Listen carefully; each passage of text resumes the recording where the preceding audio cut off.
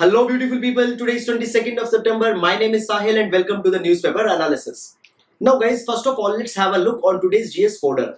So, today we'll see a quote from the Albert Schweitzer, one of the most prominent ethicists, winner of the Nobel Peace Prize, as well as a philosopher. He had talked about the relevance of ethics in the human's life. He says, ethics is the activity of man directed to secure the inner perfection of his personality. So, to be ethical is to be perfect into the inner virtues of a personality. Now, guys, this particular quote happens to be very relevant for our GS paper number 4, where the ethics and human interface has been mentioned. So, guys, there you can take the reference of the Albert Schweitzer. So, guys, that's it. And now let's take the newspaper analysis. Now, guys, first of all, let's take the overview of the entire newspaper. Now, guys, on to the first page, UPSC relevant news are not there. Here you can see that opposition MPs are staging their protest because of their suspension. Then, guys, here we can see the charge sheet and all such kind of things have been mentioned. Now, guys, here we can see that government has unveiled the hike into the MSP amid the fears into the farmers that MSP will be suspended. However, nothing important has been given. The same goes into the city section as well as regional section. Nothing important things with respect to the exam are there. Now, guys, we reach to the editorial page. Now, this particular editorial talks about the recent issue of the division voting into the Rajya Sabha. So, in that particular respect, we'll see this entire issue, and beyond this article also we'll see the attachments. Then, guys, this particular article talks about interpreting the India-China conversation. So, guys, right now the LAC which is going on with that respect, certain talks are has happened, so that thing is being interpreted. However, guys, on same line we had seen so many of the articles that now I will not recommend to read any article because so many dimensions already has been covered. So, guys, into the same line these things are there. Then, guys, here we can see that the rising number of COVID cases. Now, guys, here we can see the dilution of the labor laws. So here today we will be differentiating that how the labor law of 2020 which has been introduced is different from the earlier bills. Then, guys, this is about the Abraham Accords, that is the agreement which has happened between the Israel, UAE and Bahrain. So, guys, only that thing. However, already many a times we had seen this thing. Then, guys, moving forward, so as we can move, we can see here that the Prime Minister has slammed the opposition that they are against the farmers and the present bills are nothing but the need of the 21st century.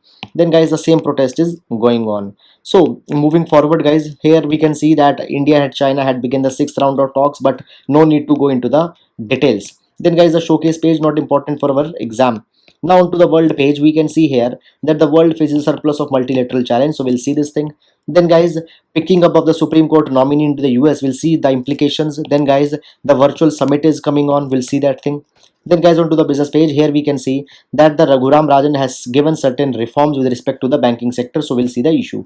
Then the sports page, nothing important has been given here. So, guys, that's it. And now let's take the newspaper analysis in detail. Now, guys, the first article that we are taking is with respect to the recent issue that escalated in Rajya Sabha with respect to division voting onto the controversial agricultural bills. Now, guys, what has happened? First of all, I'll tell you the context. Now, as we had seen into the previous days editorials as well as articles, that three of the bills were raised. Now, guys, earlier these bills were the ordinances, and when the voting was going on for these bills into the Rajya Sabha, now obviously the ruling party had the numbers into the Rajya Sabha, and there the deputy chairman of the Rajya Sabha was asked to carry the division voting, but he denied that particular thing, and because of that there was a lot of controversy. Now, guys, the article here into the Hindu paper has just criticized that particular action, but with respect to our UPSC exam, not that criticism we need to see, rather we need to see the fundamental issue, what is there and how for our exam it is important. So, first of all, I tell you some basic background information which is very important. See, there is a convention into the parliament that whenever the bill has to be passed, there will be the oral voting, which is called as the voice vote. Into the oral voting, the presiding officer, after the bill has been discussed, will raise a motion and will ask the members that the members who are in favor, they should say aye, and the members who are in favor, they should say no or nay. And in this particular way, by seeing the strength of the voice on either of the side, it is then basically declared that either the bill has been passed or has been defeated. So this is the conventional way. Now guys, if any member is unhappy by this particular way, or if he find that by just seeing the voice vote the ambiguity has been there, he can register his protest and he can ask a division.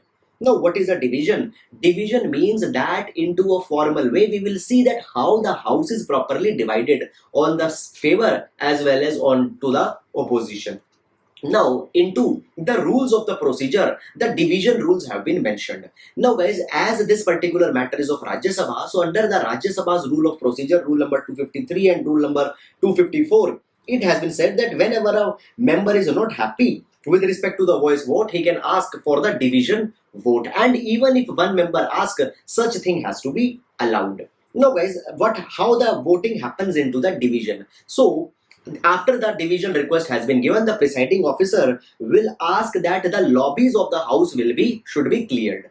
Then the second step is that a bell will be rang. Now this bell, it rings for 2.5 minutes continuously into the Rajya Sabha, so that all the members who are here and there or who are the outside of the house, they hear it and they assemble into the house. After that particular thing, the votes are registered by every member onto the automatic vote recording equipment. Now guys, here every individual member's vote will be recorded and it will be maintained as a record that on that particular day the voting by the division occurred, and then this member said this member voted in favor, this member voted in opposition. Now guys, often such kind of division is raised. Now, why this division is important? First of all, now guys, whenever the division will be raised, the votes, they will be recorded and will be maintained. Now, into the normal voice vote procedure, just we see the strength. We don't actually know that who voted in favor, who voted against. Now guys, in such kind of division votes, if the more number of members have voted in against, though the vote has been passed, for example 100 members were there, though 60 voted in favor and 40 voted against, so the 40 number is a big strength. So therefore the ruling party, they have to again discuss the bill internally and they have to take a public stand, they have to justify their position. So accountability falls onto the ruling government more into the division based system. Then guys, it has also been said that it also shows the legislative participation of the other members into the house, how much they are interested into the business. Now, for example, into the 17th Lok Sabha, there were 542 MPs when the triple talaq bill was asked that it should be carried by the division. And then only half of the members actually turned for the voting. So it was seen that how many members have not taken the voting participation very seriously. And if I tell you one particular incident of USA, so when the Barack Obama was running for his first presidentship, before that he was the senator into the Congress of USA. At that point of time, the media highlighted this particular point that in 24% of the cases, Barack Obama missed his voting. The average was only 2%. So this 24%, how this gap is coming. So at that point of time, the legislative accountability was asked. So in India also, therefore, the division happens to be a very instrumental mechanism. But what happened into the Rajya Sabha, when division was being asked, the deputy chairman clearly refused to allow for the division, and therefore a much conundrum happened into the Rajya Sabha. And it is being said that over the years, government has trampled the democratic processes. For example, many a times we had seen that the bills are labeled as the money bills, so that Rajya Sabha's role is ignored. For example, the Aadhaar bill was introduced as the money bill. Then guys, now some of the members have also been suspended. So basically these kind of things are not good for the democratic ethos. So guys, that's all about this issue. For GS paper number 2, it can be highly relevant. So guys, that's it. And now we'll move to the next article. Now guys, this article is about the GS paper number 3 labor laws. Now first of all, if you remember, on 20th of September, just 2 days back, I had taken up the labor law and I had told you that in India, labor is into the concurrent list. Therefore, there are more than 150 laws onto the labor.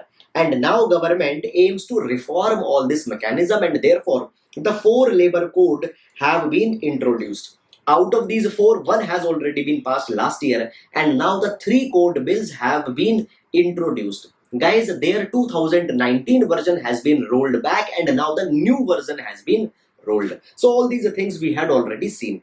Now, guys, in today's article, what has been done? The provisions of the present 2020 labor code have been compared with the earlier provisions, either the provisions of the 2019 version of the bill or the provisions which were originally existing.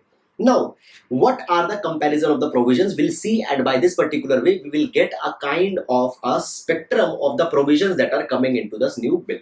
Now, first of all, guys, it has been said that the Factory Act of 1948, it defines a factory as that unit which is either involving 10 people or 20 people. 10 people if it is run by electricity, and 20 people if it is run by without electricity. Now, guys, into 2020, the provisions have been changed and the definition has been made 20 or 40. So 20 people without electricity, 40 people with electricity. This has been, limit has been increased.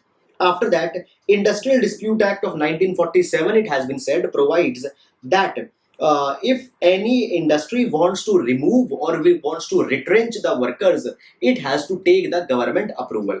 Now, government approval has to be taken only when more than 100 employees have been employed. But this threshold has been again increased to 300 employees. So it means up to 299 employees, if a factory or company is employing, they don't need to seek the permission from the government.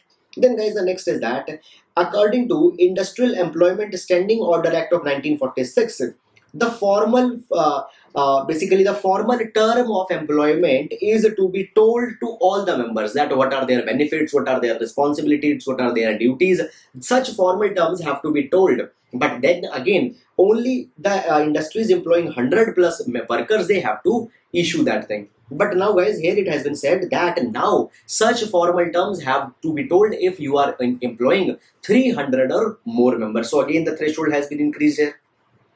Then, guys, further it has been said that the 2019 Code on Occupational Safety, it prohibited the employment of women into the hazardous condition. But into the 2020 Code, there is no such prohibition. Then, guys, even the Code on Occupational Safety right now had said that all the exemptions or basically all the provisions with respect to the safety, they are being exempted if the industry is new, and so on such kind of thing, the power has been given to the state government. So it has been said that now state government will be waiving off all the exemptions of the industrial safety, and this particular thing will be harmful for the workers. Moreover, guys, with respect to the contract employment, the 2020 labor code, which is now being raised, it has said that the contract workers will not be allowed into the core activities of an industry, whereas in non-core activities such as cleaning, security, etc., the contract labor could be allowed.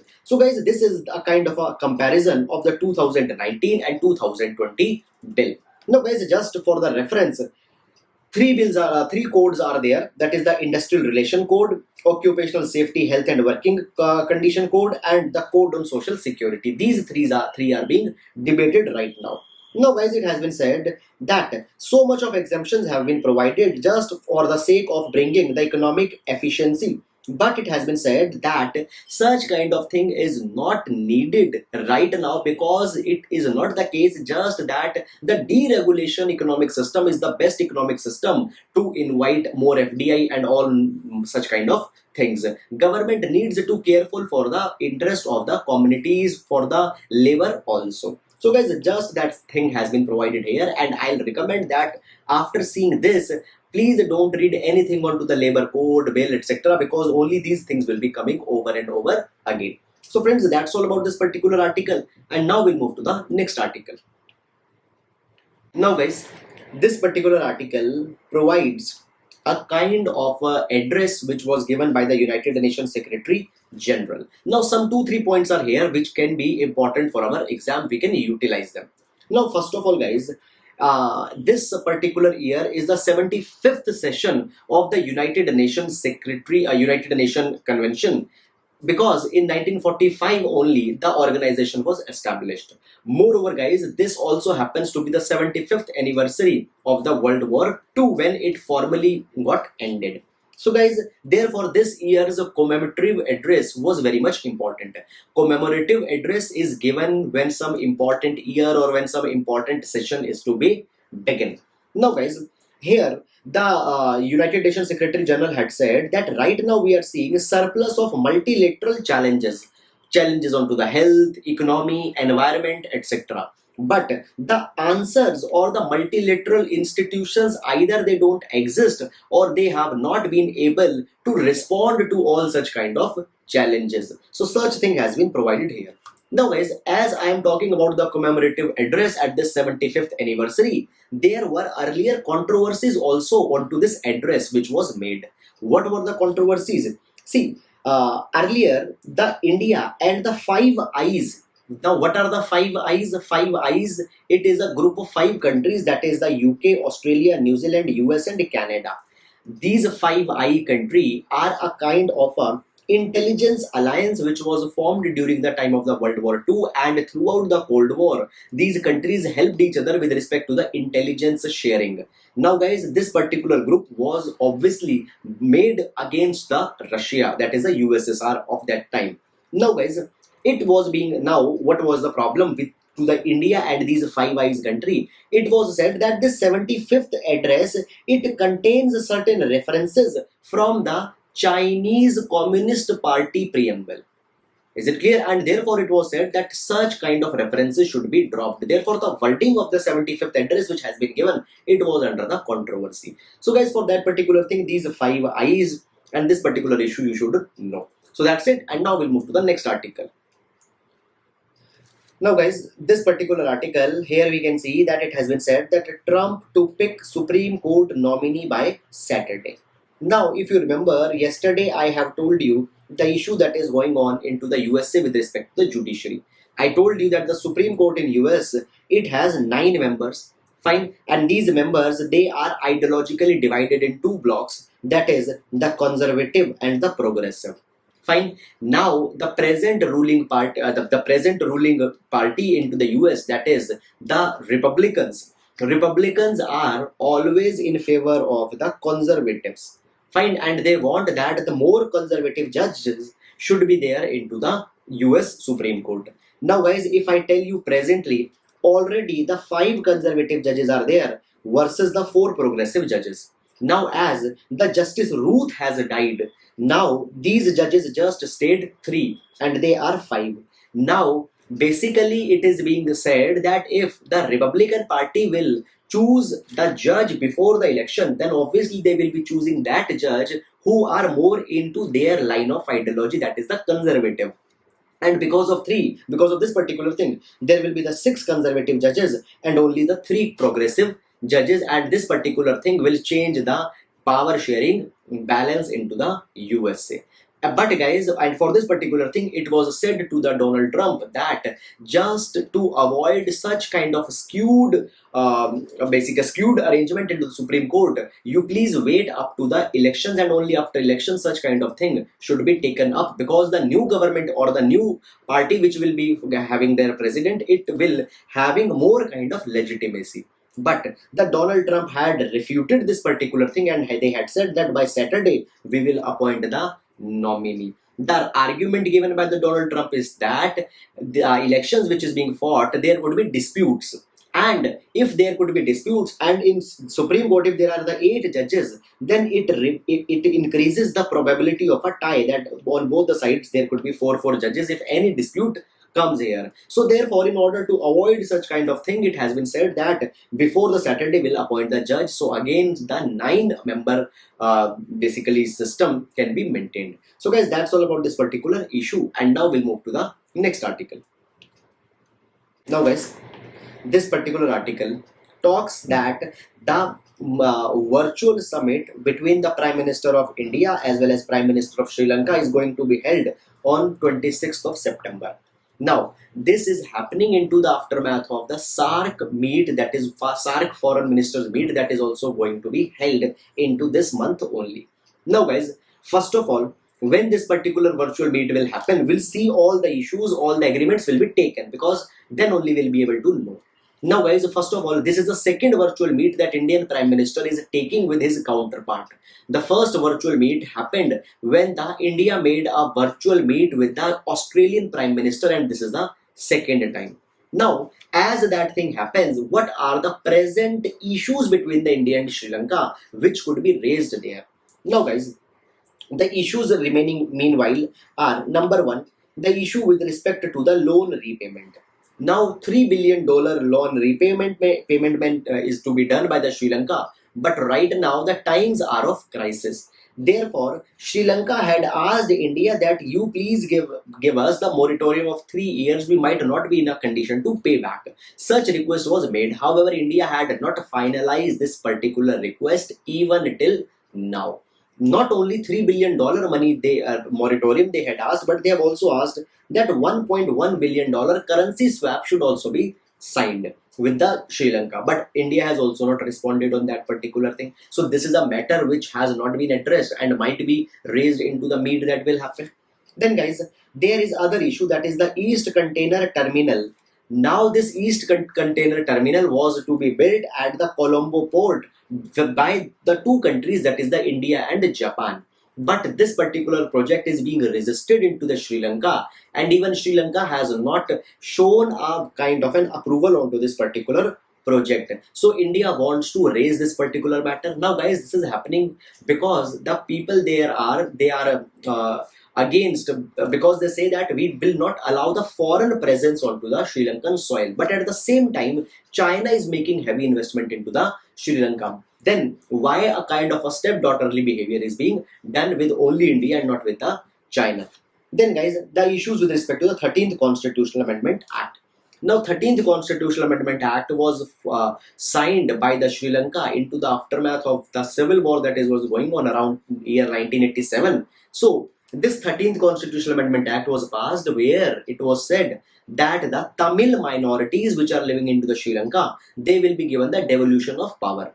Now, this particular Amendment Act has not been implemented till now. And now it is being said that the new government might not anyhow be going forward with this 13th Constitutional Amendment Act. And this particular thing will have implication onto the Tamilian people living into the Sri Lanka. So this particular matter might also be taken up into that meet.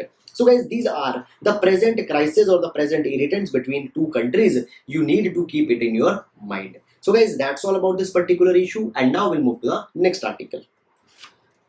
Now, guys, this particular article talks about a kind of a suggestion given by Raghuram Rajan, the former chief of RBI, with respect to the banking reforms. So he had given 3 recommendations here.